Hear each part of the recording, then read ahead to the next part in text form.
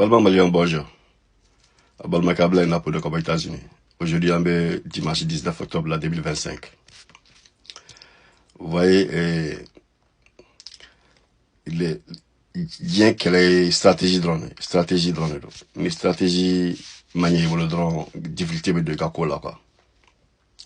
Donc, j'attends que les flânaks à Foko, alors, essentiel qu'on avait actualité là. Essentiel qu'on a donné na kasro, alors, manga mouten tout à la quoi. Donc, essentiel qu'on a dit là, on a droit à la drone, qu'elle est boulot falena, carrément. Alors, il y avait mon jour là ça, on veut qu'à vidéo chama qu'à 600, qu'à vidéo qu'à tchadou qu'à qu'elle est. Au connaît, au te signe flag là, au va y là qu'à forcément ils sont en décadence quoi, au veut qu'à dire quoi. Fanga fait kumbula, chama ma de bora là. Au te soso quoi. Maintenant, alors, nous allons changer de stratégie.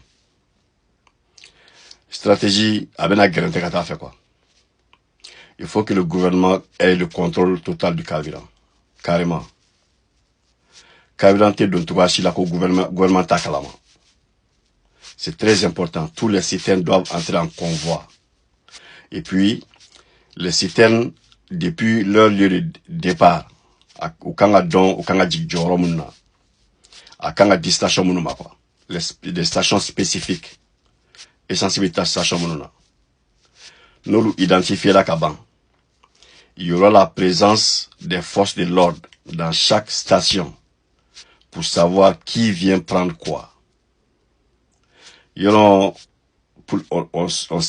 savons très bien que les autorisations spéciales Tibolo, et tu sais qu'à Kabila ta bilan, tu sais qu'à ta fille là, au connaît, au don à Kaban, Malien Beko, au famille, et puis le gouvernement avec à mesure contre les récalcitrants. Maintenant, c'est très bien. Nous allons continuer dans le volet encore de sécurisation du carburant. La deuxième étape maintenant, c'est de faire en sorte que chaque goutte de carburant qui rentre au pays est connue et inventoriée par l'État. Chaque station qui reçoit des citernes doit être reconnue, inventoriée par l'État.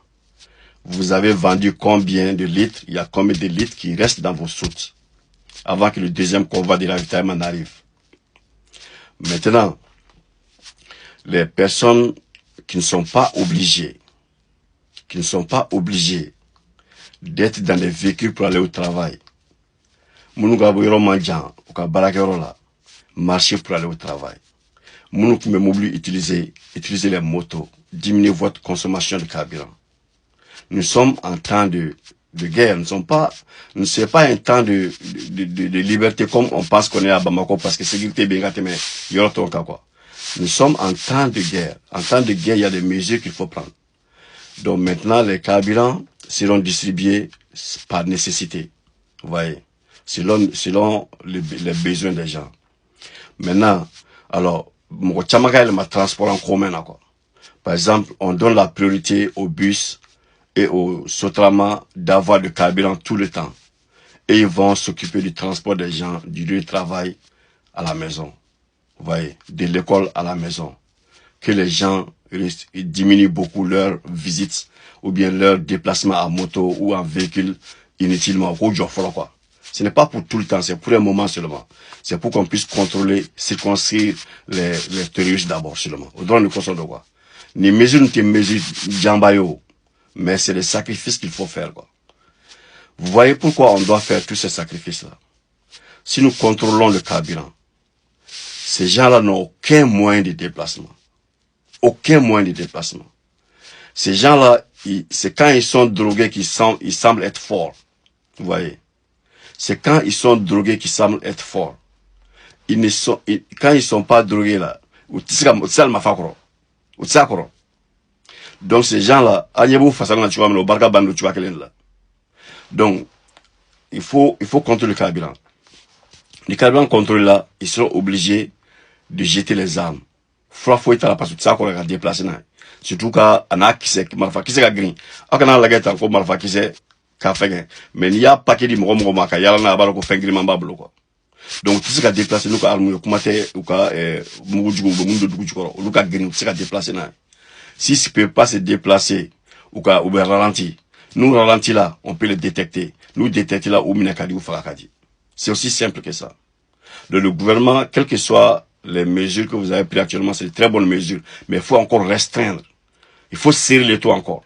Il faut toujours serrer les taux quand il s'agit du carburant et les motos, leurs moyens de déplacement. C'est la seule logistique qui fait que, vous savez, déplacer, il y a un camion qui est là, quoi. Mais nous, quand on roule de retour là, pendant des jours et des jours, embouillé, quoi. Est-ce que vous comprenez ce que j'ai dit? Par exemple, quelqu'un qui entend, si les terroristes sont cachés dans un village à 20 km, ils doivent parcourir 20 km pour venir au goudron pour attaquer les citernes ou les camions. Ils peuvent le faire rapidement en moto. Mais quand ils n'ont pas de carburant, ils doivent marcher à pied ou ils doivent venir se cacher là pendant des heures ou bien des jours pour attendre le convoi. Et là, ils sont détectés par nos vecteurs. C'est aussi simple que ça. Donc le carburant est l'élément essentiel dans ce combat-là, quoi. J'ai toujours fait ce combat de carburant. Faut toujours il faut restreindre, même si la population doit souffrir. La souffrance est obligatoire dans les situations de guerre. La souffrance est obligatoire. Et la population doit être résiliente. La population doit comprendre que ce combat est leur combat. Je vais revenir après sur une autre vidéo sur la communication des terroristes actuellement. Leur communication n'a rien à voir avec le pouvoir où ils sont capables de faire quelque chose. Ils ont menti sur tous les plans. Nous allons couper la route de Kai. Nous allons couper la route de Nyoro. Nous allons faire ceci. Nous allons faire cela. C'est pas entre nous et vous. C'est entre nous et l'armée. Mais ils se cachent de l'armée pour attaquer les populations civiles. Il n'y a pas de cohérence dans ce qu'ils disent et ce qu'ils font. Donc, nous avons le bon bout de la corde, quoi. Que la population comprenne que nous sommes dans une situation difficile et que nous avons le bon bout de la situation. Quelle que soit la communication qu'ils font actuellement là, n'écoutez pas, c'est du popo, c'est du pipeau. Vous voyez, c'est du pipeau carrément. Donc maintenant, en ce qui concerne les carburants et les déplacements des populations, beaucoup de stratégies peuvent être appliquées. Mais le transport en commun est pour le moment le transport le plus approprié. J'avais même pensé au fait que, comme il y a un embargo sur Jara Transport, et j'ai écho que ça commence à aller avec eux, ce qui est bien. Mais si c'était possible que tout le monde garde les motos et les véhicules, et qu'on permette à ce que Jara Transport fasse le transport urbain pour le moment. Le transport urbain. Pour récupérer les pertes qu'ils ont accumulées en restant assis à ne rien faire. Donc le transport urbain, c'est-à-dire mettre des cars sur les tronçons, les grands axes de Bamako. Et maintenant, tout le monde utilise ces cars-là pour aller au travail, pour revenir à la maison, pour un certain temps. Au lieu de laisser les cars tout simplement garés quelque part. C'était une pensée. C'est pas ce que vous en pensez. Votre idée là-dessus. Donc, c'est pour vous dire que nous sommes dans une phase très critique de la guerre et que les populations doivent comprendre que nous sommes en train d'avoir le dessus sur ces gens-là. Ils n'ont aucun moyen actuellement. Donc maintenant, la communication qu'ils sont en train de faire actuellement, tout est pour le carburant. C'est seulement le carburant. Et ils sont en train de diminuer en nombre. Si vous voyez la façon dont ils font leurs vidéos actuellement. Il y a un homme qui se cache derrière un rideau pour parler. Avant, c'était pas comme ça. Avant, ils se mettaient par groupe de 100, 80. Ils font genre de koutouba entre eux là. C'est pas ce qu'ils faisaient. Ils font plus ça actuellement. Parce qu'ils sont pas aussi nombreux qu'ils pensent qu'ils être. Ou bien qu'ils veulent faire comprendre qu'ils sont. Donc, le gouvernement est en train de faire un travail formidable sur les militaires sont en train de faire un travail formidable sur les chantiers. Alors, j'ai mon gardez-vous pour les militaires ici et vos familles. Que Dieu vous protège. Donc, nous sommes dans la lutte continue. Alors, il y a des difficultés dedans, mais petit à petit, ça va aller. Les civils, faites attention. Ils ne vont plus vers les militaires actuellement.